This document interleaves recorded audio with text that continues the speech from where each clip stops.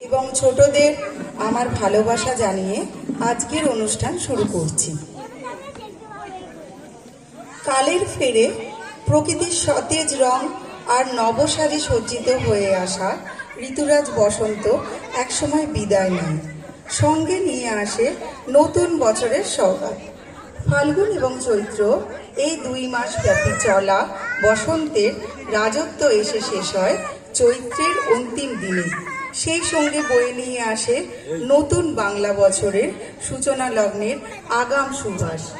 পুরানো বছর এবং জীর্ণতাকে বিদায় ও নতুন বছর আর আশাকে বরণ করার উৎসব এই পয়লা বৈশাখ। 1432 সনের পয়লা বৈশাখের এই শুভক্ষণে খামারপাড়া সবুজ সংঘের দুর্গোৎসব কমিটির পক্ষ থেকে সবাইকে জানাই নববর্ষের আন্তরিক প্রীতি, শুভেচ্ছা ও অভিনন্দন। পয়লা বৈশাখ বাংলা সনের প্রথম দিন তথা বাংলা নববর্ষ। এই দিনটি বাঙালি জাতির ঐতিহ্যবাহী বর্ষবরণের দিন। নববর্ষ বাঙালি জাতিকে একত্র করে জাতীয়তাবোধে। ধর্ম বর্ণ নির্বিশেষে আপামর বাঙালি নববর্ষকে সাদরে আমন্ত্রণ জানায়। পুরনো বছরকে পেছনে ফেলে সম্ভাবনার নতুন বছরে প্রবেশ করে এই বাঙালি জাতি।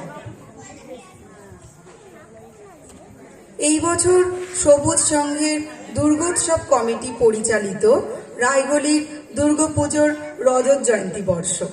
এই উপলক্ষে খামারপাড়া রায়গলির সবুজ সংঘের দুর্গোৎসব কমিটির পক্ষ থেকে পাড়ার ছোট বড়দের নিয়ে আয়োজিত হয়েছে খুব ছোট্ট কিন্তু সুন্দর একটি সাংস্কৃতিক অনুষ্ঠান।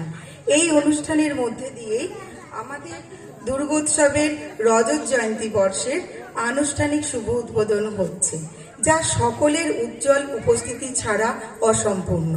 সকলের সহযোগিতায় অনুষ্ঠানটি হয়ে উঠুক সুন্দরময়। সুপ্রিয় দর্শক, কমিটির পক্ষ থেকে আয়োজিত এই বিশেষ দিনে আমাদের অনুষ্ঠানটি হবে নাচ, গান, আবৃত্তি, যন্ত্রসঙ্গীত, আনন্দ এবং ভালোবাসার মিলন ক্ষেত্র। এখন আমরা চলে যাচ্ছি আমাদের মূল অনুষ্ঠান পর্বে। নতুন বছর, নতুন শুরু, ডাক দিল এই বৈশাখ। পয়লা আমার, পয়লা তোমার, পয়লা সবার থাক। আজকের প্রথম পরিবেশনা সমবেত সঙ্গীত। পরিবেশনায় শ্রীমতী জ্যোৎস্না মুখার্জি, শ্রীমতী বাণী মুখার্জি, শ্রীমতী মিতা রায়, শ্রীমতী সুনন্দা দে, শ্রীমতী শ্রাবণী মুখার্জি এবং সঙ্গতে শ্রী গুরুদাস ব্যানার্জি।